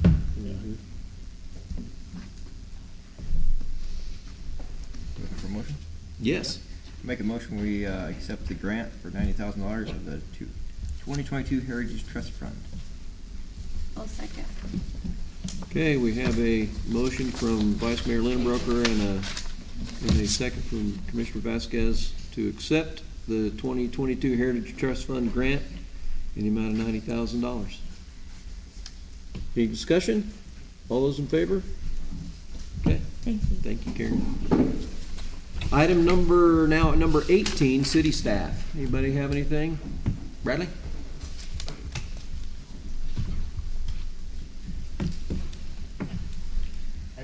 I got one thing, and I kind of want to get a census from you guys, and Lynn's gonna hate me for this, but. so- Cover your ears, on Lynn. our- On our traffic safety board, it's not governed by ordinance or anything. There's no ordinance that says we even exist. So we pulled some ordinances from some towns. We gave it to our board and said, hey, pick through this, and we'll come back and design our own ordinance that says this thing does exist. And here's the criteria for being a member of this board. Because we think there ought to be someone from police, fire, USD 480, 2 from the general public, and have a 7-person board. And we know we don't have authority, but we can bring like this school deal to you guys. We don't want to do it if we're wasting our time, or if you want us to keep going like we're going now. So what you're there's- asking, just to formalize it, in other words. Right. Yeah, and because like right now, there's no rhyme or reason why anybody's on the board, except that we needed a board, and we said, we want all these people to be on the board. Right. It's mostly employees right now. It'd be nice to have some public in there. and some- It's all employees except one, and it's from 480. Yeah. Will this be a board that the public ones we have to appoint, or will you appoint within the board? And that would be, Well, we appoint members to the planning and zoning board and to library board and all those different boards. I Yeah. mean, yeah. And what I told Brad was, I'm not against it or for it. What I told Brad was, is it broken now? And I said I didn't think it was. We've been doing it for I don't know how many years. We've just been doing it for about 2 years. Yeah, it was pretty well dead. Dead, and you guys started back up? Yeah, we fired it back up, and then we found out that we don't even have anything on the books that says we even have any authority to do anything, and, you know, I've had people ask me, well, what makes you the president or whatever? How long that's been going on, when I became deputy chief in 2000 in the fire department, I was on the traffic safety committee just last month, and the fire chief was there to start going to these meetings. So it existed prior to that back into the 90s. Yeah, we knew it existed, but it just kind of died away, and I'm not positive as far as there not being an ordinance, having a traffic safety advisory committee within the city might well be tied way back into the 90s or the 80s from somewhere where we took federal money, and we took that federal money, so thereby you had to establish. Perhaps even when Highway 83 ran through the state highway, rather than just, because a lot of times that's how that's something. That would make sense, except there's nothing that could be found that shows it was ever established, you know? That's it. So, you know, I've been here since 91, and there's been a traffic safety committee since 1991, and prior to that, I could probably go talk to Chief Price, the fire chief that hired me, who's been here since 67, and find out. Started too. I don't know the origin of it, I just know it's been in existence for a long time, and it's just now run upon some controversial issues that brought it to the forefront. Before, it was relatively simple things. I don't think it would be too terribly hard to create an ordinance, would it, to do that? And that way have a process and do like the other boards where you guys take applications and make recommendations of who you want on the board. And instead of us having to look at all of them or whatever, well, Right. we'd still see them all Yeah. like we do. And we could say, no, we don't like your recommendation, we want to appoint this person, but then the commission still have the ability to appoint the board, but generally we appoint, or sometimes you only get enough applications to do it, but I like the idea of having two So we're people thinking, from the public that aren't on, we're thinking police, a representative from police, fire, of course, our traffic safety committee, our traffic guy, Keith, or somebody from his department. We even talked to Trevor from Earl's Engineering, because he goes a lot of towns, sees a lot of different stuff. Somebody like him, you got 480, and then 2 at large from the public. yep. I wouldn't be opposed to that. And you formalize it, that way, you know, you have a regular standing meeting, and you have a place where people can come if they have issues with whatever you're talking about. And at our meetings, we were having them in the back room, we moved them to the Girl Scout building, we'll publicize them, if anybody's got issues, concerns, they can come. And we don't wanna, we're not gonna bring every little thing to you guys. If it's a major deal like this school deal, which affects a lot of people, we'll bring it to you and keep you aware of what's going on. But if we're changing a no parking zone or something like that, we're not gonna bother you with it unless you want us to. Or the speed limit on 15th Street. well, actually, that came to the commission, if you remember correctly. Well, we didn't, yeah, kinda. So we, I think at our last meeting, we kind of were in agreements that we were willing to, on 15th Street, change that thing, but put up some flashing signs that said 30, 35, whatever you want to change it to, that said hospital zone on it. Because you can get it that flashes the hospital zone, and it would at least draw their attention to it. You're talking about the intersection at Pershing and I'm talking 15th. about that zone. Oh, I there see. that's now, that's 20. Yeah. You would put it back to the normal speed limit and have a flashing. Because I don't think the problem is the speed, I think it's the people's lack of paying attention, and that would be more important to draw, hey, Yeah. I guess I'm supposed to be driving right here instead of playing on my phone. Right. Yeah. And I know, PD was up there Friday and hammered it all day long on Friday. Just, the Darn, whole- I must not not know. just. I'm glad I was out of town. I must have drove down 15th Street on Friday All the then. tempo was in and I out. don't think it was Yeah. just Must the have been zone, I gone. think it was just 15th Street in Right. general, Yeah. to get them to slow down a little bit. But I do know the 20, what have there been, 3 accidents since it went to 20? They were all non-injury. Jose, there's 6 now? That's what they told me. Since it went to 20, Yeah. right, more, yeah, But they've been all non-injury. yeah. Jose hasn't cleared about any huge claims. Yeah, it's important. So there has been some good things that came out of it. You mean more accidents, or?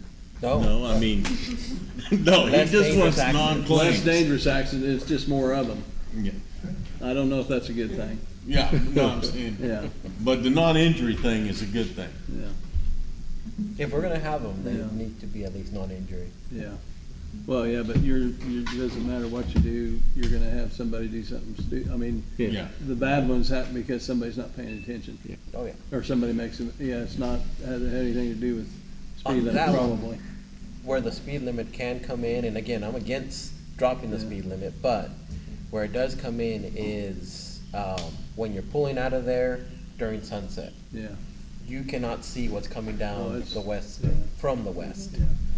for at least an hour. At a certain Yeah, time. and it's always gonna be that way no matter, but I think some of the accidents probably have happened because of the speed limit being slow, people slowing down and other people not slowing down, but, so I think it's actually created probably more, even though they're but Non-injury. non-injury, because it, So if you guys are okay. but with anyway. this, So bring some to we'll- us. we'll Is that move too much forward on with your that. plate, Lynn, if we add that to your plate and you bring us back?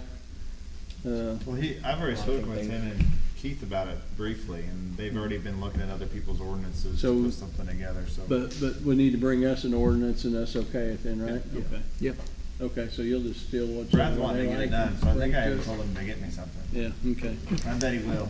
I bet I'll get an email. I think it's a good sometime idea. tomorrow. Okay. Probably not tonight. Thank you. Thanks, Brent. Skeety? I'm giving Lynn a little bit more work to do. Jeez. Stop coming. Just want to come and give you guys a little update. We joined the Task Force Team 6, the Urban Search and Rescue. We've been approached by Garden City to start up a Western Kansas Arson Task Force, which would be a combination of fire investigators from Western Kansas that can pool together on large incidents and travel to help those guys out when they really need us. So I got an agreement and some bylaws that I'm gonna have Lynn look at and make sure that everything's okay, and I'll come back, and I don't know if it needs to be an agenda item or if it can just be a consensus. I think we just did consensus on task force, didn't we? I think it was just consensus, but I just want to give you a heads up that that's gonna be coming. Okay. So, that's it. Any other staff? Okay, city managers report. Well, I just want to commend the staff and apologize. I'm not in charge of the weather. So I know it's been hard to plan. You'll plan what you're gonna do and the weather changes, so you change your plans. You guys have been doing a great job at adapting to changing climate here the last few weeks. And I just want to thank you guys for a great job. Okay. Items from commissioners. You want to start with you, Ron? Start down here on the end? Yeah, sure. I think that I'm gonna just pass again since we've extended these meetings a little Right. longer. I think I'll, thank everybody, the public. We gotta get a crowd out of my vehicle one too many times, but, and thank staff for everything they're doing. Yeah, it is kind of interesting. We're doing that every other week. We got a nice week, then we got a cold week. We got a nice week, we got a cold week. So we can't decide whether we're gonna water the grass or not, but just thank everybody for what they did. That's all I got. Okay. Jose? First, thank everybody who came out. Info from the public is very important. That's how I'll make most of my decisions, is depends what everybody says, what they need and what they're wanting. So I've always said that was gonna be my plan, and I want to continue doing that. So I appreciate everybody who came out here and showed your support or just gave your opinion, because it's necessary. On economic development, I think we'll be moving forward with that, because I know that was one of the campaign promises that I made. They've already discussed certain things and try and set up a deadline. So we will probably be bringing that forward and trying to combine the economic development between the county and the city. So I just wanted to kind of bring that up, and that we will be looking into that and getting a good timeline for everybody. I think that's all I have for that. I'll pass on the rest. All right, thanks. Thanks, Jose. Jeanette? Yes, good evening, everybody. I'm super excited to see a full house. It's very, very exciting to see people from our community come out and participate. We really like to see and engage with our community.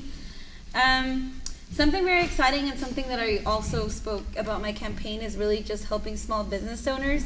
I actually had the pleasure of going through Lead Liberal, and then from there I had numerous other opportunities to attend other leadership classes, and so I've had a great partnership with the Kansas Leadership Center, and I've kind of been nagging them.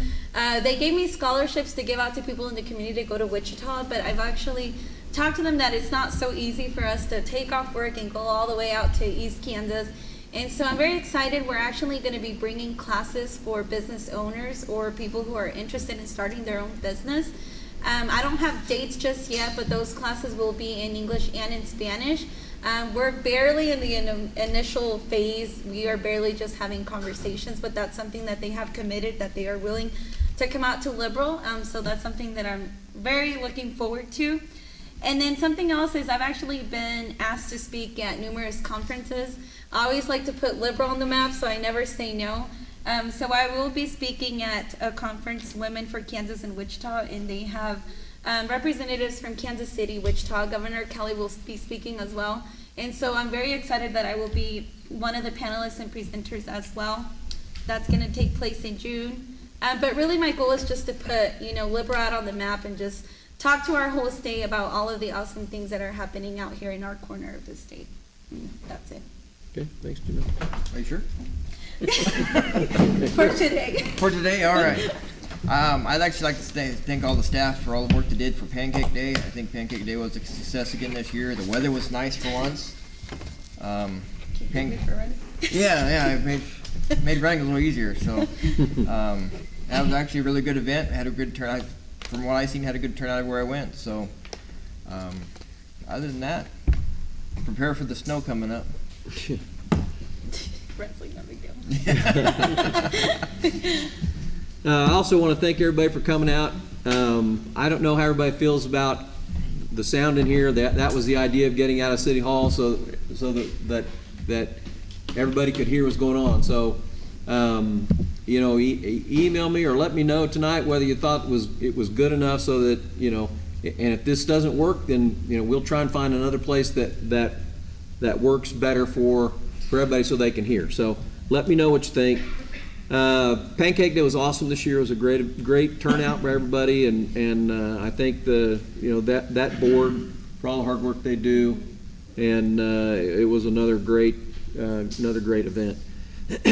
There's a couple things that I wanted to bring up, and I wanted to do in this so it's not an agenda item, but there's some administration items that I think that the city needs to address. We have a policy manual that I believe is inadequate to run an organization of this size. We at one point had an administrator, a policy manual I thought was a much better vehicle to help the city run, policies like progressive discipline and travel policies, all that kind of stuff. I don't think our current policy manual addresses those well. So I would like at some point, and I think very soon, bring those up for discussion. I think it would help our organization run better if we had a better policy manual. Second thing is we no longer have a pay scale. And I think that the city needs a pay scale in order to be able to budget right. Right now, it's department heads are basically paying their employees, their increases there's not a set scale. I think it would be impossible for the staff, department heads, and Chris to budget a year in advance without having some sort of instrument there that helps guide what we pay our staff. So I would like also to bring that. Now that's going to be a bigger issue because that's a lot. Trying to recreate a pay scale is going to be really, really difficult. But I'd like to see us try and tackle that again pretty soon. And then one other thing, we've got our Kalen Park out there that's for a lot of years has been run by city clerk was the administrator of that for a long time. Now it's being done by building department. And I think it's far better if we put that park under parks. So I think they could do a lot better job of running that park than code enforcement officers or building inspectors. So I would like to see us address that too. Anyway, just some things for I'd like to see the commission tackle those things soon. Again, thank you all for coming out. Thanks staff for, I know how hard they work and how little appreciation they get, so I want to make sure that we thank and recognize what they do, so. Having said that, we want to do vouchers? Actually, I want to make a motion to adjourn into an executive session for 15 minutes to discuss non-elected personnel pursuant to KSA 75-4319 B1 for the purposes of discussing personnel matters of non-elected personnel, and invite City Attorney Kane to join us. Okay, any discussion on how we're going to handle that? We just have Would that to. be an amended agenda again, or no? You can make one, but we need a second if somebody We'll wants need to a second. I'll second. Okay, we have a motion by Commissioner Laura and a second by Commissioner Vasquez to go to executive session. 15 minutes. To discuss non-elected personnel for 10 minutes? 15 15 minutes. So it is, I have 7:24. So Let's do 7:25. 7:25, so that makes it 7:40, right? Come back 7:40? That's more, that's where we're gonna go. And actually, once we do that, we will ask everyone to leave and turn the camera and the sound off. You can leave the camera on, but we need the sound off, and everyone will have to leave. We will lock the doors, let the commission have their executive session, and then in 15 minutes, we will come back in. We make you guys do it from 7:30 then to 7:45, so I'll take it. Okay, all right. But we Okay, all still those, have- all we need those, to vote on it. all those in We favor? gotta vote on it.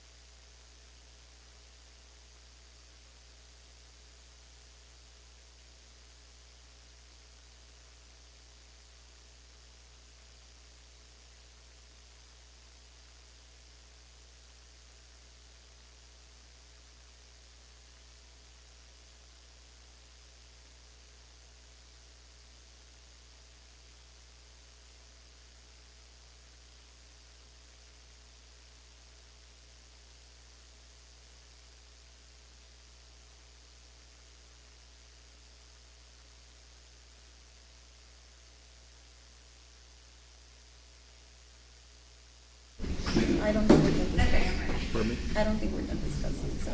We could do another executive if you want. How many discuss longer? Another 10 minutes. I just don't want to get Maybe 5? All right, we're back in session, so.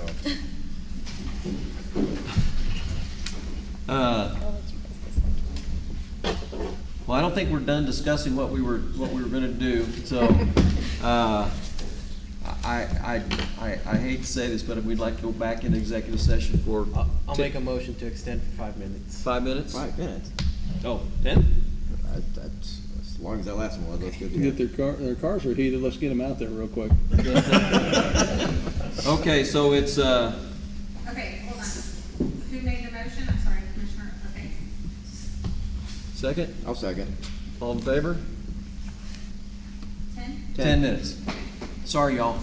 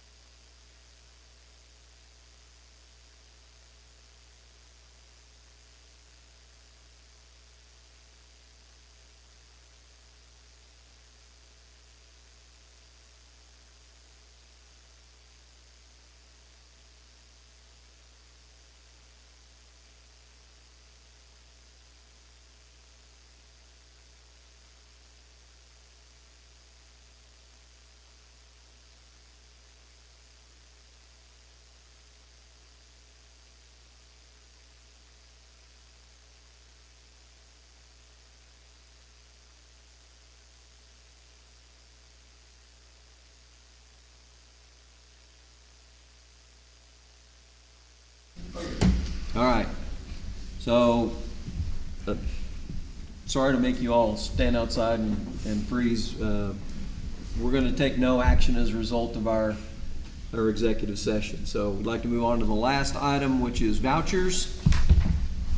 I'd like to make a motion that we approve the vouchers in the amount of $1,427,342.89.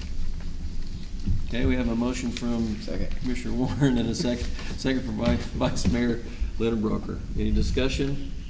All those in favor?